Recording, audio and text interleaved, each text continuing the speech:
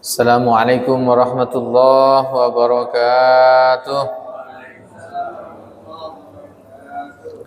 Alhamdulillahi rabbil alamin. Nahmaduhu wa nasta'inuhu wa nastaghfiruh. Wa na'udzu billahi min shururi anfusina wa min sayyiati a'malina. May yahdihillahu fala mudilla lahu wa may yudlil fala hadiya lahu. Asyhadu an la ilaha illallah wa asyhadu anna Muhammadan abduhu wa rasuluh. Allahumma salli ala sayyidina Muhammad wa ala alihi wa ashabihi wa man sara ala nahjihi ila yaumil qiyamah, amma ba'du. Hadirin hadirat yang dimuliakan Allah Subhanahu wa taala. Alhamdulillah wa syukurillah, pada subuh yang cerah ini di Ramadan yang ke-18.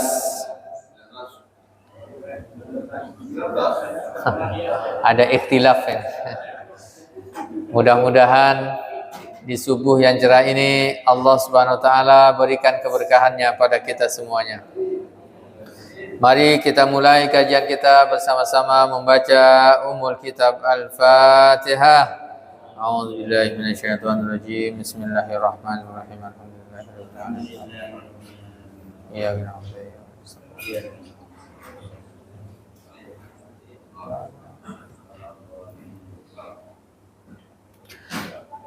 Baik Bapak Ibu yang dimuliakan Allah Subhanahu wa taala, kita lanjutkan kajian kita sampai ayat yang ke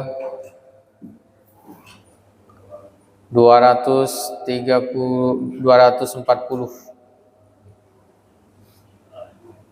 Kita akan baca 240 sampai 245. A'udzu billahi minasy syaithanir rajim. Bismillahirrahmanirrahim. والذين يتوفون منكم ويذرون أزواجا وصية لأزواجهم متاعا إلى الحول غير إخراج، فإن خرجن فلا جناح عليكم فيما فعلن في أنفسهن من معروف، والله عزيز حكيم. وللمطلقات متاع بالمعروف حقا على المتقين، كذلك يبين الله لكم آياته لعلكم تعقلون. ألم تر إلى الذين خرجوا من ديارهم وهم ألوف حذر الموت فقال لهم الله موتوا ثم أحياهم، إن الله لذو فضل على الناس ولكن أكثر الناس لا يشكرون.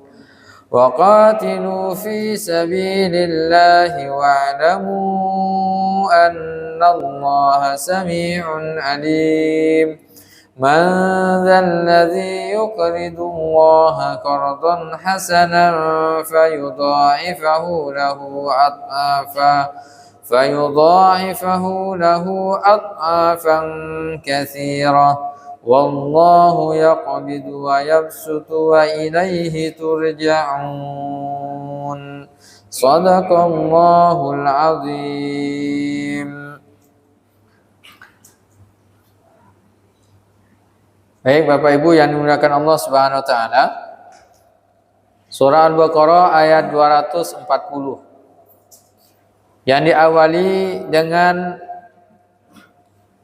238-nya, 238, 239. Allah Subhanahu wa taala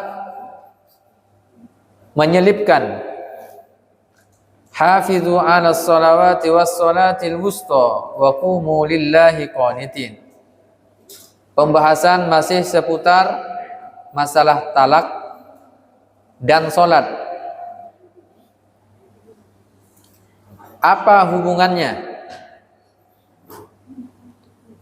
Kenapa pada ayat yang ke-238 sampai 239 Allah Subhanahu wa taala menekankan agar kita semuanya bisa menjaga sholat 5 waktunya, dan kita usahakan berjamaah di masjid.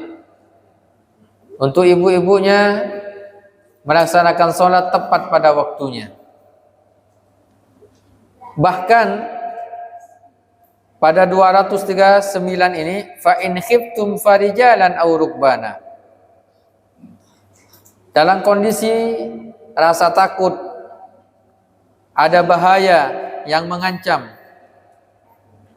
maka farijalan aw rukbana, boleh melaksanakan sholat dengan kondisi berjalan, aw rukbana, atau mengendarai kendaraan.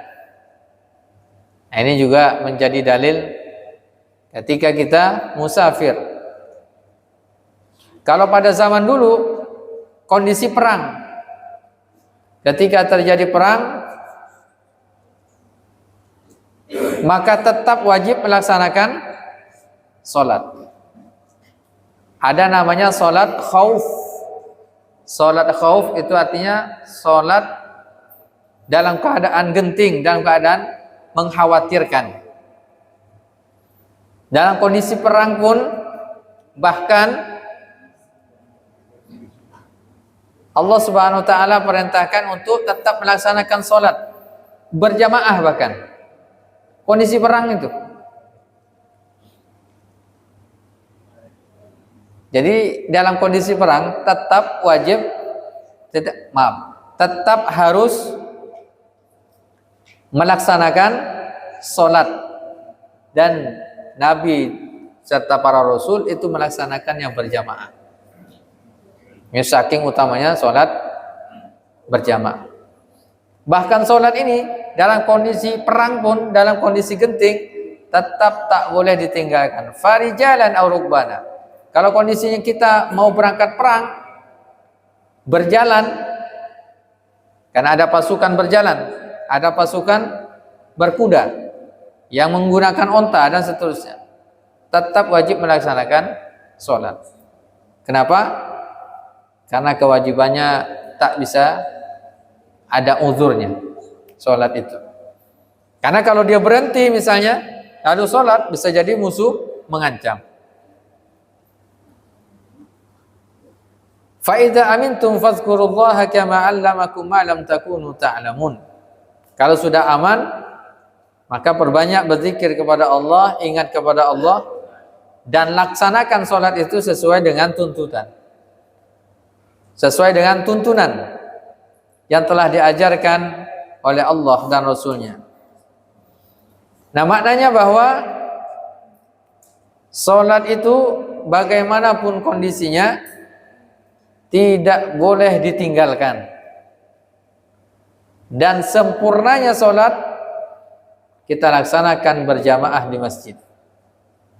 Bagi bapak-bapak, ibu-ibu juga sama, berjamaah di masjid juga akan mendapatkan pahala 27 derajat. Kalau kita sholat di rumah, satu derajat saja dapatnya. Sholat nih, gerakannya sama, bacaannya sama. Sholat di rumah dapat 1 pahalanya. Dengan bacaan dan gerakan yang sama pula kita melaksanakan sholat berjamaah di masjid, pahalanya 27 derajat. Ini luar biasa. Bagaimanapun kondisinya tetap melaksanakan sholat. Apalagi di bulan Ramadan ini, kita tingkatkan ya kualitas dari sholat kita. Berapa banyak orang yang puasa tapi tidak sholat, ya kan, luar biasa juga. Ya puasa tapi tidak sholat. Maka sholat ini tetap terjaga. Ternyata kenapa pembahasan sholat ini diapit dengan pembahasan tolak? Ternyata kalau kita tadabburi, orang yang terbiasa dengan sholat, dia istiqomah dengan sholatnya, menjaga sholatnya, maka hatinya akan tenang. Hatinya akan tenang. Maka ketika dia membangun hubungan keharmonisan dalam rumah tangga, dia akan lebih mudah. Ketika ada percekcokan dalam rumah tangga, dia akan mudah untuk menenangkan dirinya, menguasai situasi dan kondisi. Ini sangat luar biasa. Maka sholat dalam ayat yang lainnya, wa aqimis sholat innas sholata tanha anil fahsya'i wal munkar. Sholat itu bisa mencegah perbuatan keji dan mungkar. Orang yang istiqomah dalam sholatnya, dia tenang hatinya karena terkonek dengan Allah Subhanahu wa taala. Terkonek dengan perintah-perintah Allah Subhanahu wa taala. Maka dia tidak mudah dikuasai oleh setan. Tidak mudah dia dikuasai oleh amarahnya. Tidak mudah dia dikuasai oleh bisikan-bisikan setan. Ini maka pentingnya sholat. Ala bidzikrillahi tatma'innul qulub. Dengan mengingat Allah, hati menjadi tenang. Dalam ayatnya, wa aqimis sholata lidzikri. Dirikan sholat untuk mengingatku, kata Allah Subhanahu wa taala. Ala bidzikrillahi, dalam ayat yang lainnya, ingatlah dengan mengingat Allah, tatmainnul qulub, hati itu menjadi tenang. Maka dalam situasi apapun, maka ini juga tipsnya juga, misalnya dalam rumah tangga, dalam apapun masalah-masalah yang kita hadapi, seketika misalnya kita kondisi lagi naik pitam gitu ya, lagi marah, lagi kecewa, lagi bersedih, segera ngambil air wudhu, laksanakan sholat sunnah atau laksanakan sholat 5 waktunya dengan penuh kekhusyuan. Insya Allah, Allah akan berikan ketenangan. Allah akan berikan solusi-solusi. Ini terkait dengan sholat. Begitu juga lagi mungkin lagi cekcok misalnya dengan keluarga, ambil air wudhu, sholat, maka Allah Subhanahu wa taala akan berikan ketenangan. Nah, kemudian berikutnya, walladzina yutawaffawna minkum wa yazaruna azwaja. Ini masih berbicara tentang tolak lagi nih. Dan orang-orang yang akan meninggal dunia di antara kamu dan meninggalkan istri, hendaknya berwasiat untuk istrinya. Wasiyatan li azwajihim mata'an ilal hauli ghaira ikhraj. Yaitu diberi nafkah, maka hendaknya dia berwasiat untuk istri-istrinya. Orang yang mau meninggal dunia berwasiat pada istri-istrinya. Pakai jamak pula ini. Banyak pakai jamak azwaja. Yaitu mata'an ilal hauli ghaira ikhraj. Diberi nafkah hingga setahun lamanya. Dan dia tidak boleh disuruh pindah rumah. Nah, ini penting juga. Kalau orang ini juga ketentuan, kalau ada orang yang sedang misalnya sakaratul maut, misalnya nih, orang sedang sakaratul maut, dia tidak diperkenankan dalam kondisi seperti itu menceraikan istrinya. Itu tak boleh. Misalnya istrinya ada 4 misalnya. Ini kalau dia meninggal dunia nanti dapat warisan semua nih. Dipaksakan oleh orang lain atau tidak? Yang keempat, yang ketiga, yang kedua, saya cerai, misalnya begitu. Itu tidak diperkenankan. Ini karena kondisinya memang sudah meninggal juga. Itu supaya apa? Supaya tidak dapat warisan. Nah, kenapa? Nanti karena ketika dia sekarat, maka dia tetap wajib memberi nafkah kepada istri-istrinya itu. Nah, ini ketentuan-ketentuannya. Kalau ini tidak lumrah kalau di Indonesia, ya kan? Karena banyak yang kalau di Indonesia ini satu kan, istrinya satu. Karena kalau nambah lagi biasanya apa? Istrinya bernyanyi, pulangkan saja aku ke rumah orang tuaku.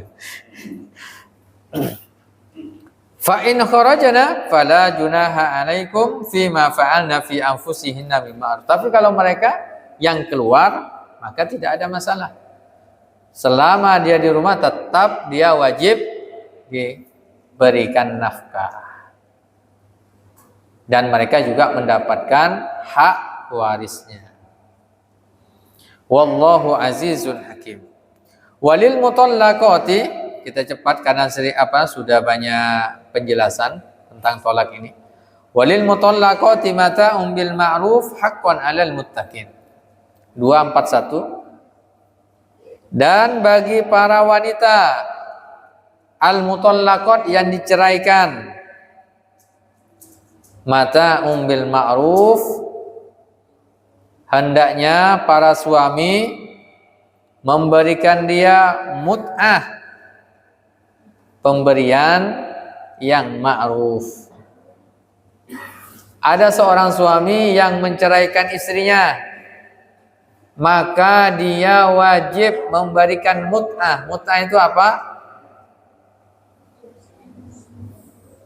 Nafkah, pemberian yang ma'ruf, yang ideal, sesuai dengan uruf kebiasaan selama masa iddahnya.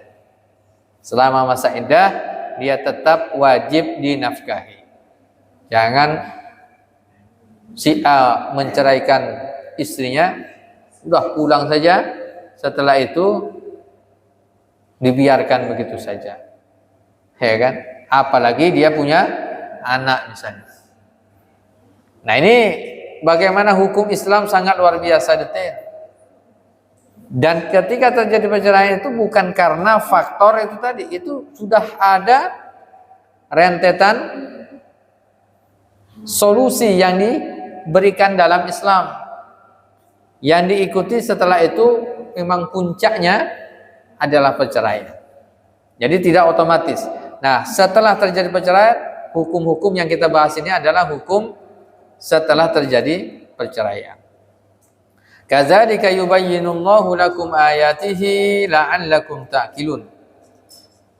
Begitulah Allah Subhanahu wa taala menjelaskan kepada kalian ayatihi, ayat-ayatnya, ketentuannya, la'allakum ta'qilun, agar kalian berakal, memahami ayat-ayat Allah Subhanahu wa taala dan melaksanakannya dengan sebaik-baiknya.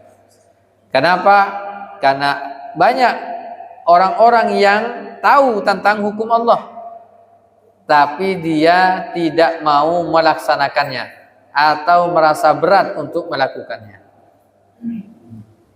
Maka kemudian la'allakum ta'qilun ini. La'allakum ta'qilun artinya dia memahami Kalau ta'qilun ini dia memahami dengan akalnya, ilmunya dia tahu, dan dia mau mengamalkannya. Kalau la'allahum yafqahun, kata yafqahun, dia tahu ilmunya, dia amalkan, dan itu menjadi karakter dalam dirinya. Itu adalah yafqahun atau tafqahun. Tapi ta'qilun, dia memahami ilmunya dan dia mau melaksanakannya. Walaupun apa? Dengan berat hati. Tetap itu ditentukan, dilaksanakan dalam kehidupan. Ya tadi di antaranya misalnya permasalahan-permasalahannya, orang baru cerai, belum selesai masa iddahnya, lalu kemudian dia menikah. Nah, misalnya begitu kan. Atau ketentuannya ya alasan-alasan yang tidak terlalu penting, tidak terlalu urgen, karena masalah ego ya, yang mungkin amarah dan seterusnya, kemudian terjadi perceraian. Nah, ini semuanya jangan sampai terjadi. Nah, ini penutup dari pembahasan tentang tolak. Kita masuk berikutnya. Ayat alam tara ilal ladzina kharaju, ayat 2, 4, 3. Alam tara ilal ladzina kharaju min diyarihim wa hum ulufun hadaral maut. Ini pembahasan yang berbeda tentang konsep kematian. Tidakkah kamu melihat ilal ladzina kharaju min diyarihim, orang-orang yang keluar dari rumah mereka, wahum ulufun, ribuan, keluar dari rumah-rumah mereka, hadarul maut, karena takut mati. Para ulama tafsir berbeda pendapat. Orang-orang yang keluar ini dalam rangka apa? Ada yang mengatakan ini keluar dari rumahnya mau pindah rumah, mengungsi. Kenapa? Karena takut akan penyakit yang akan menimpanya, sehingga dia khawatir, dia keluar. Ada pendapat yang kedua yang mengatakan bahwa suatu daerah yang ketika diperangi, dijajah, lalu mereka tidak mau melawan. Mereka merasa takut ketika berperang, ketika mereka membela harkat martabat bangsa atau negaranya, takut mati. Lalu mereka mengungsi besar-besaran, meninggalkan tempat kelahirannya. Hadarul maut, karena takut mati. Maka kemudian Allah katakan, faqala lahumullah, Allah mengatakan kepada mereka, mutu, mati aja sekalian kalian. Summa ahyahum, kemudian Allah akan menghidupkan kalian. Jadi kematian itu sebenarnya adalah rahasia dari Allah Subhanahu wa ta'ala.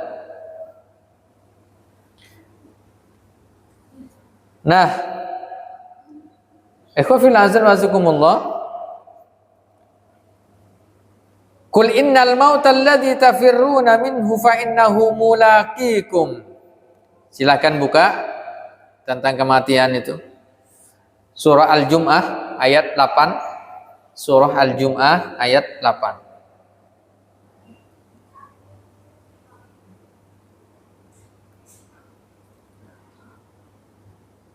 Qul innal mauta allazi tafirruna minhu. Katakan wahai Nabi Muhammad, innal mauta, sesungguhnya kematian, allazi tafirruna minhu, yang kalian lari. Semua orang ini memang takut mati. Sesuai dengan ayat. Semua orang takut mati. Ada yang tidak takut mati di sini? Ada yang sudah siap mati? Belum ya.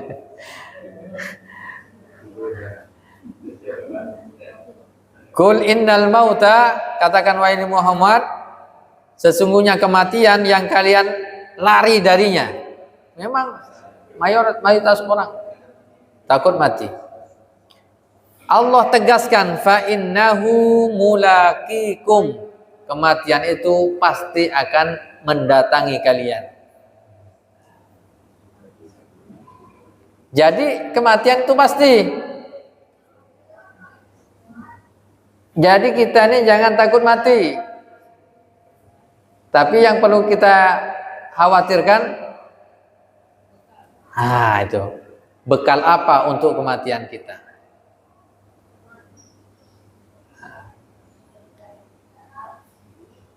Ketika orang-orang berjihad, berjuang di jalan Allah,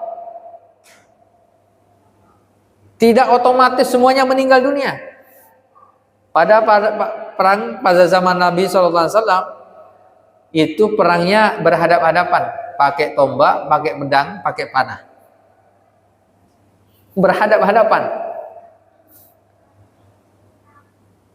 Tapi tetap saja ya ada yang meninggal dunia, ada yang masih hidup. Bahkan Khalid bin Walid termasuk sahabat Nabi yang mencari syahid, meninggal dunia. Beliau yang diinginkan setiap ikut perang itu ingin syahid, meninggal dunia di medan perang. Tapi ternyata tidak kunjung meninggal juga. Dan juga beliau tidak menyerahkan dirinya, penggalah leher saya misalnya. Tidak, tetap dong bagaimana berjuang. Meninggal dunia di mana? Di atas tempat tidurnya, di rumahnya. Abu Bakar Siddiq radhiyallahu anhu berperang juga luar biasa. Umar bin Khattab juga tidak meninggal dunia dalam peperangan. Beliau ini dibacok ketika sholat. Artinya bahwa konsep kematian ini pasti akan terjadi, kata Allah. Setiap orang akan meninggal dunia, walaupun lari kemana saja, pasti akan mati. Summa turadduna ila alimil ghaibi wasyahada fayunabbiukum bima kuntum ta'malun. Kemudian kalian akan dikembalikan ila alimil ghaib, pada alam barzakh. Alam barzakh, alam kubur, dan alam persaksian. Fayunabbiukum, maka Allah akan menampakkan kepada kalian perbuatan-perbuatan yang kalian kerjakan ketika di dunia. Masya Allah. Ya, semua amal kita nanti ini Pak akan ditampakkan semuanya. Dan kalau kita baca keterangan-keterangan para ulama berdasarkan beberapa riwayat, Allah menampakkan faman ya'mal misqala dzarratin khairan yara wa may ya'mal misqala dzarratin syarran yara, itu hanya berapa detik saja dari perjalanan hidup kita.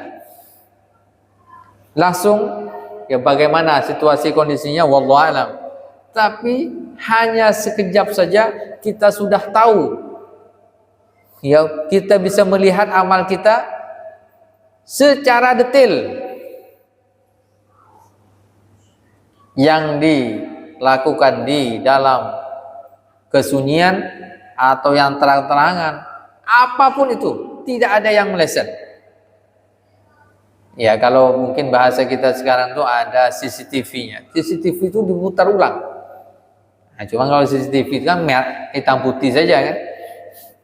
Tapi dari semua ini sampai kemudian apa? Dia tertunduk malu.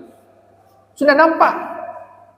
Apanya yang diprotes? Ini bukan karena kezaliman dari Allah Subhanahu wa taala.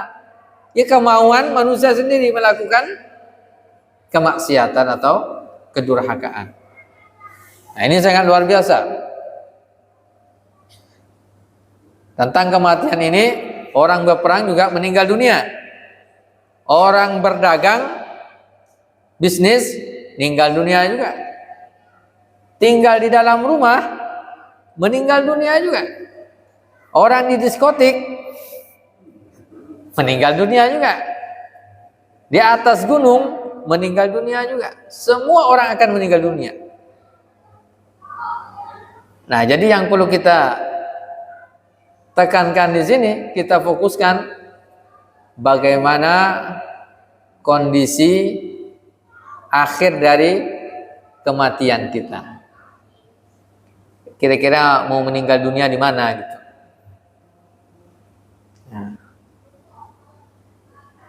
Nah, ini sangat penting bagi kita. Surah An-Nisa ayat 78. Silakan buka Surah An-Nisa ayat 78.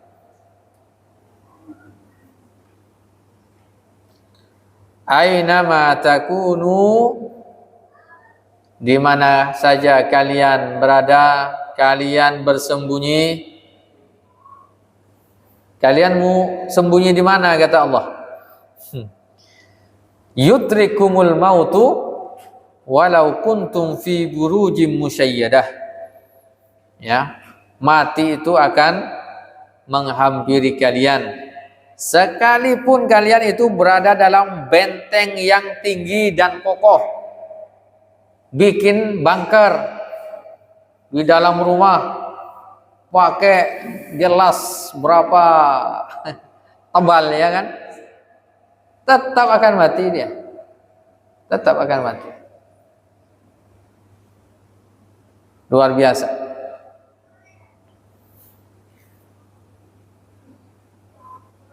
Maka ada ketentuannya, wa in tusibhum hasanatun yaqulu hadhihi min indillah. Kalau mereka memperoleh kebaikan, mereka mengatakan ini adalah datang dari sisi Allah. Wa in tusibhum sayyi'atun, kalau mereka ditimpa bencana, malapetaka, keburukan, yaquluna hadza min indik, ini datang dari sisimu wahai Nabi Muhammad. Nah, kul, katakan, kullum min indillah, semua ketentuan, ketetapan baik buruknya itu datang dari Allah Subhanahu wa taala. Fama lihaula'il qaumi la yakaduna yafqahuna hadisa. Mengapa orang-orang munafik itu hampir tidak memahami pembicaraan sedikit pun? Jadi orang-orang munafik itu, kata Allah Subhanahu wa taala, mereka itu akan takut dengan kematian. Mereka akan lari kalau bisa, ingin bersembunyi dari kematian itu. Lalu kemudian apa? Kalau mereka dalam kehidupannya dapat kebaikan, mereka kata, oh ini datang dari Allah. Tapi kalau keburukan, nyalahkan Nabi Muhammad. Gitu. Yang disalahkan orang lain. Lalu kemudian apa? Ayat 79 ya, lanjutannya itu. Ini ketentuannya. Ma asabaka min hasanatin faminallah. Kalau kita mendapatkan di dunia ini kebaikan, yakin itu datang dari Allah Subhanahu wa taala. Wa ma asabaka min sayyi'atin famin nafsik. Kalau kita mendapatkan keburukan, jangan sandarkan kepada Allah, tapi salahkan diri sendiri. Wa arsalnaka linnasi rasula wa kafa billahi syahida. Jadi orang beriman itu tidak mudah menyalahkan orang lain. Sama jangan sampai apa? Seperti kisah yang pernah kita bahas, iblis. Itu ketika dikeluarkan dari surga, yang disalahkan siapa? Nabi Adam alaihissalam. Nah, ini tingkat kesucian hati yang tinggi, yang tertinggi. Jadi setiap terjadi sesuatu, muhasabahnya pada diri sendiri, bukan orang lain. Mungkin orang lain bagian dari faktor ada, tapi utamanya diri sendiri. Ya, salah satu contoh, ada rumah 2 lantai, ada orang duduk-duduk di atas, ada yang berjalan di bawah, yang di atas tiba-tiba beludah ke bawah, kena ke kepalanya. Yang salah siapa? Kira-kira yang salah siapa?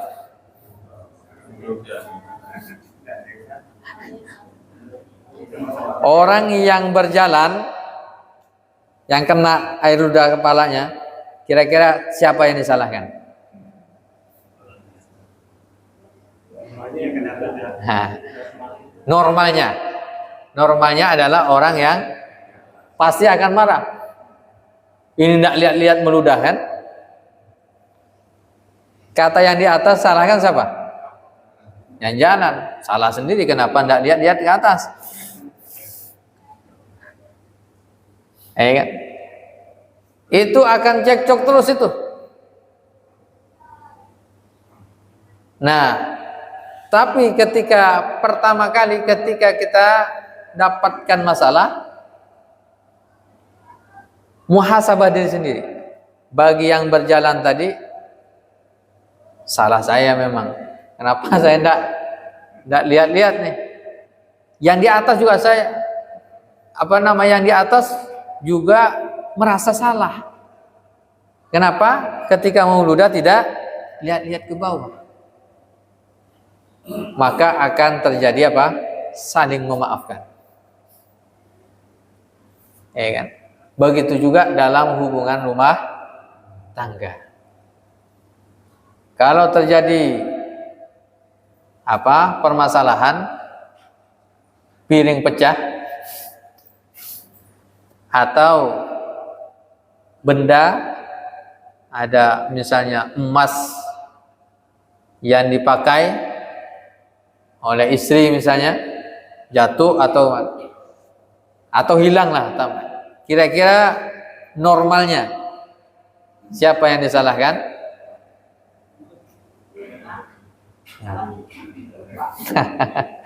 Nah gitu. Atau terjadi itu kecenderungannya adalah menyalahkan pasangan, kecenderungannya. Coba ketika terjadi muhasabah diri, maka insya Allah akan tenang. Kebaikan yang dilakukan, alhamdulillah. Tapi ketika ada sesuatu yang tidak disenangi, ya kemudian kita muhasabah diri kita masing-masing. Supaya apa? Ya, aman, terkendali. Ya, kehidupan ini tenang. Nah, kematian itu pasti terjadi, dan kematian itu bukan kezaliman dari Allah Subhanahu wa ta'ala. Kalau ada orang sakit, jangan nisbahkan, sakit itu Allah yang bikin dia sakit. Tidak. Allah tak pernah menzalimi hambanya. Tapi bisa jadi itu adalah bagian dari ujian.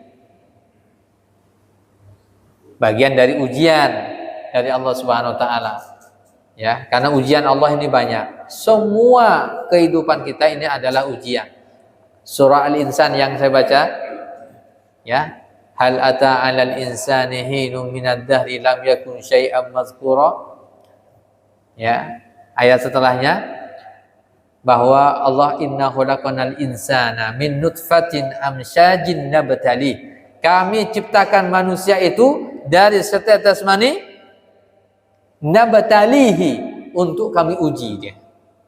Jadi manusia memang dilahirkan untuk ya bisa ya menghadapi ujian-ujian. Allah berikan nikmat harta, kedudukan. Allah telah mengujinya dengan kenikmatan. Sebagaimana Nabi Sulaiman alaihissalam bisa berbicara binatang, bisa menghentikan angin, bisa ya tunduk, semua makhluk itu tunduk. Jin ifrit pun tunduk pada Nabi Sulaiman alaihissalam. Nah, liyabluwani aashkuru am akfur. Beliau memahami konsep ini. Ini adalah ujian dari Allah. Saya bisa bersyukur atau kufur. Itu. Ketika juga sebaliknya Allah berikan apa? Kesengsaraan, kemudaratan, masalah-masalah dalam kehidupan kita, itu juga adalah ujian. Seperti Nabi Yakub sakit luar biasa, Nabi ada yang diuji dengan pasangannya seperti Nabi Nuh alaihi salam, Nabi Lut diuji dengan anaknya seperti Nabi Nuh alaihi salam. Ada yang diuji dengan pasangannya, dengan istrinya, ada yang diuji dengan suaminya. Ya kan? Seperti istrinya Nabi seperti istrinya Firaun diuji suaminya. Suaminya seperti Firaun. Ya hati-hati, itu juga adalah ujian. Ya, misalnya ada ibu-ibu, kalau sini tak ada suaminya seperti Firaun ya Bu ya. Tidak ada, insyaallah. Seperti Nabi Muhammad semuanya insyaallah. Nah, itu juga ujian. Suami diuji dengan istri, ujian juga. Ya, ujian. Ya. Semua adalah ujian. Ya, termasuk pasangan-pasangan kita itu adalah ujian. Semua kehidupan kita itu adalah ujian dari Allah. Nah, tinggal bagaimana kita. Kalau mendapatkan kebaikan, kita bersyukur. Kalau mendapatkan sesuatu yang tidak menyenangkan, kita bersabar. Maka dengan konsep itu juga, ya kita akan tenang di dalam kehidupan kita. Wallahu a'lam bishawab. Mungkin ada yang mau ditanyakan?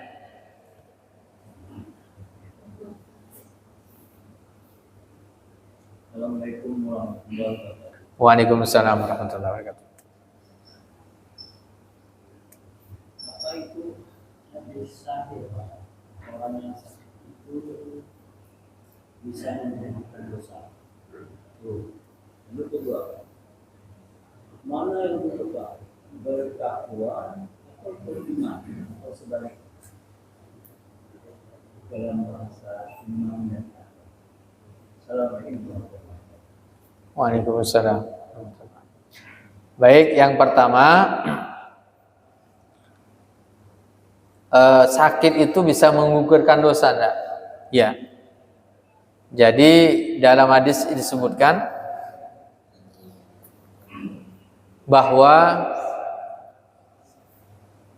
ma min muslimin, atau kama qala Rasulullah sallallahu alaihi wasallam, tidaklah ada seorang muslim asabahu, yang dia ditimpa musibah, malapetaka, kesedihan, bencana, bahkan asyaukah, duri yang menusuk kakinya, dia tertusuk duri,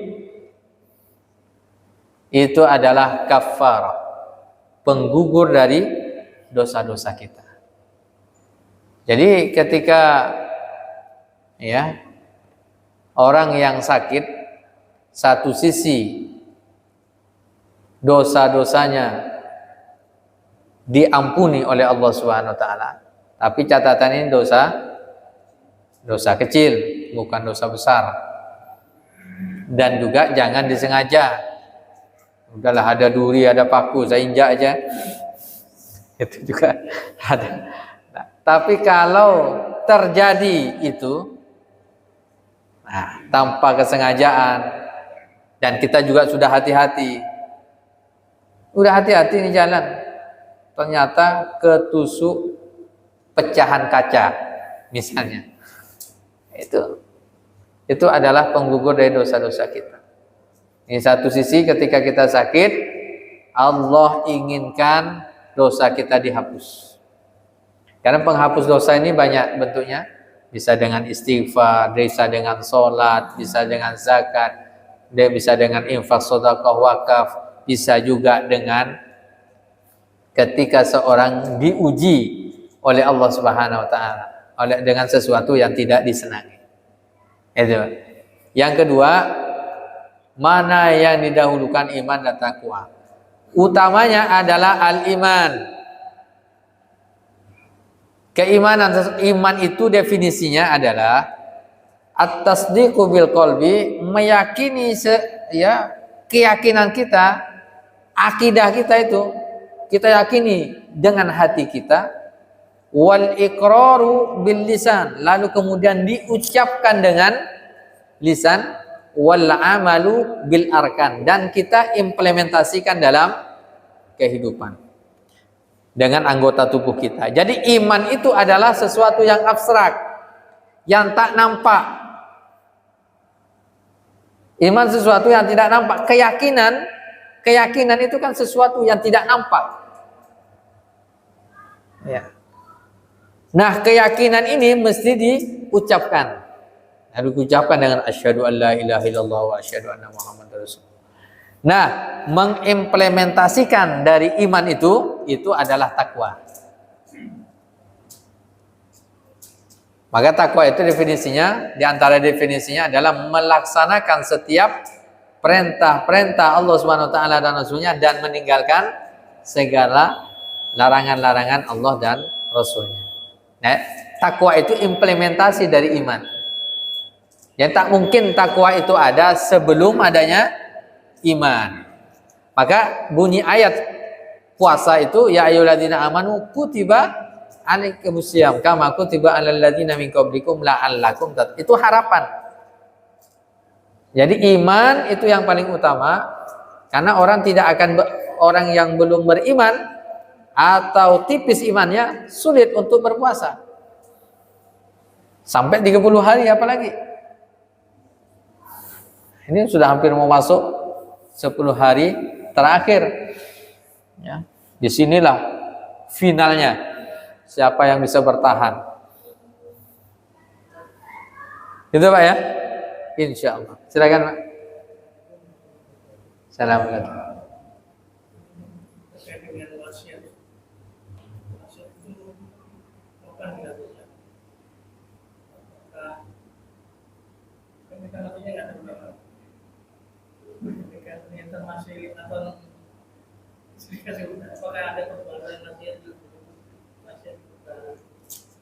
Oh ya.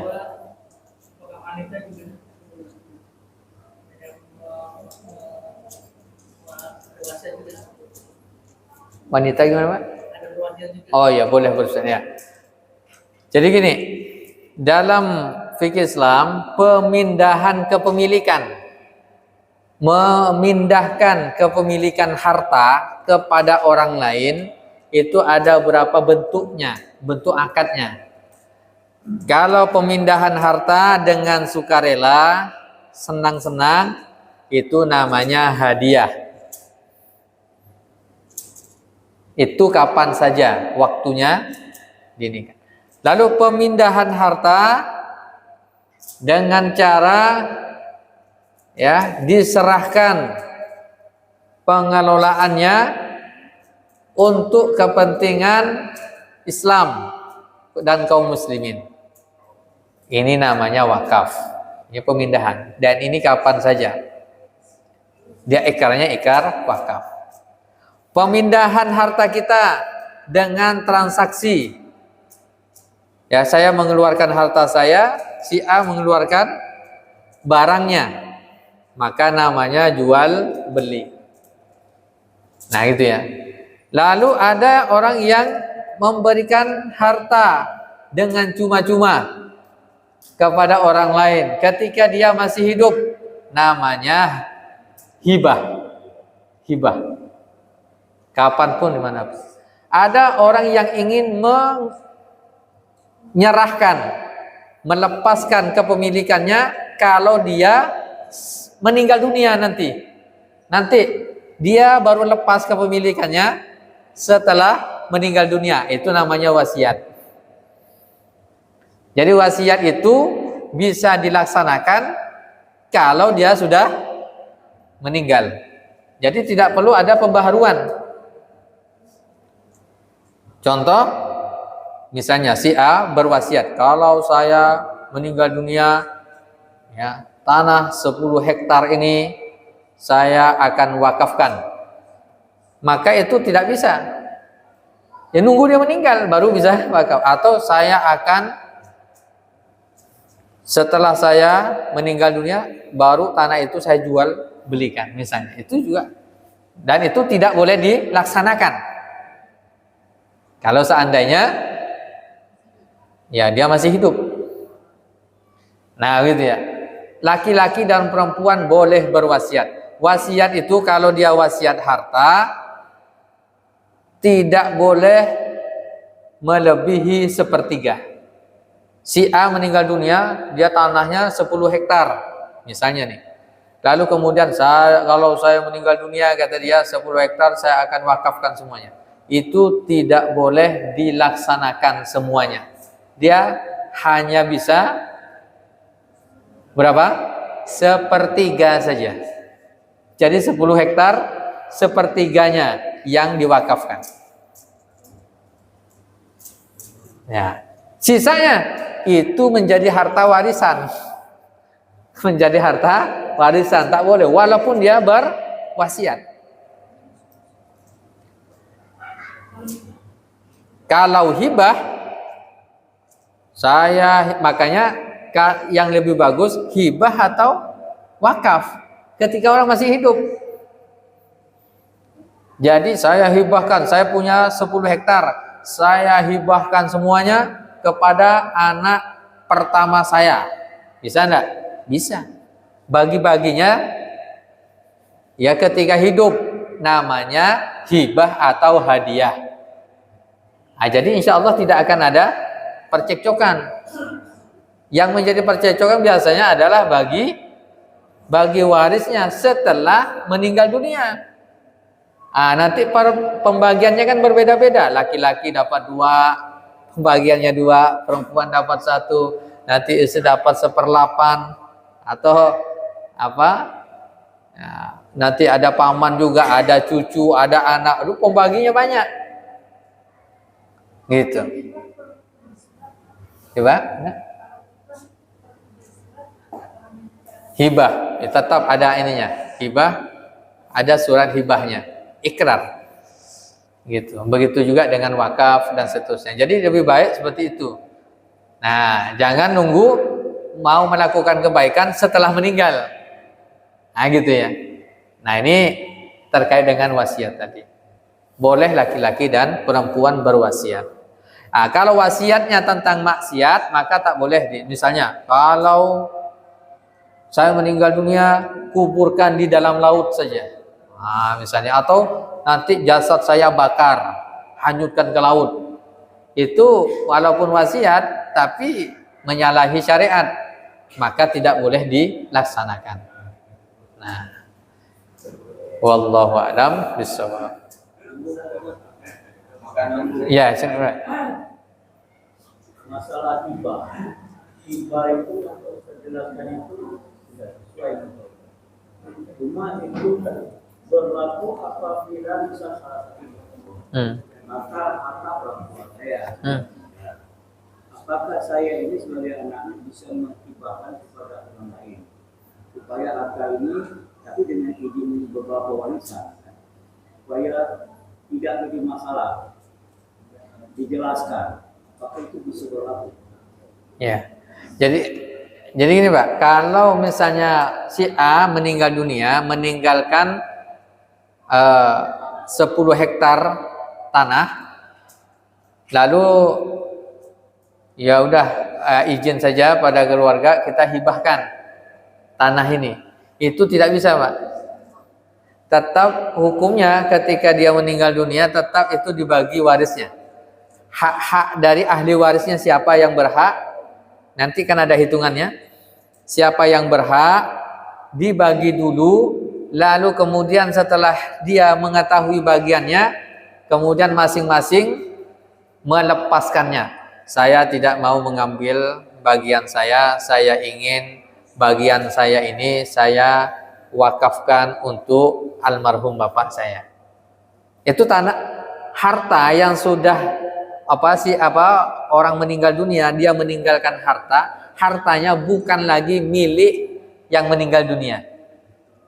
Makanya dalam hadis dikatakan harta kita itu adalah 3 saja. Apa yang kita makan, itulah harta kita yang masuk ke perut kita. Apa yang kita pakai dan apa yang kita sedekahkan. 3 saja. Harta kita aslinya itu 3 saja. Yang kita makan, air yang kita minum, makanan yang kita makan, itulah harta kita. Yang kedua, yang kita pakai ini. Kalau yang di lemari banyak baju-baju itu bukan harta kita. Dan harta yang kita sedekahkan, kita infakkan, kita wakafkan, itulah harta kita. Deposito yang banyak, miliaran rupiah di bank atau dalam aset, itu bukan harta kita. Karena ketika meninggal dunia, itu bukan harta kita lagi, itu harta waris sudah. Kan harus dibagi. Ya, harta kita yang ngiringi kita meninggal dunia mana? Yaitu yang kekal. Maka dalam hadis, apa yang kita makan ya jadi tubuh, jadi darah, jadi kotoran. Yang kita pakai akan lusuh, akan hilang. Tapi yang kita sedekahkan itu yang abadi. Gitu. Jadi ketika sudah meninggal dunia tidak bisa otomatis langsung kita sedekahkan saja, kecuali sudah dibagi, masing-masing itu sudah mendapatkan ketentuannya, lalu masing-masing ahli waris ini ayo kita bersepakat kita wakafkan saja untuk almarhum bapak kita. Nah itu maka boleh. Kalau sebelum dibagi itu tidak diperkenankan. Itu saking apa? Islam itu ingin memberikan hak-hak pada ahli warisnya. Itu Pak ya. Memang sebelum dibagi ya, mau diusahakan, tetapi dijelaskan masing-masing pihak itu misalnya sudah ada Iya. dengan sepakat ya, mau dibahaskan. Oh iya bisa itu bisa. Bisa. Gitu Pak ya, Ibu ya. Mudah-mudahan bermanfaat bagi kita semuanya. Mohon maaf atas segala khilafan. Kita akhiri perjumpaan kita dengan sama-sama membaca hamdalah dan doa kafaratul majlis. Alhamdulillahirabbil alamin. Subhanakallahumma wa bihamdika asyhadu an la ilaha illa anta astaghfiruka wa atubu ilaik. Assalamualaikum warahmatullahi wabarakatuh.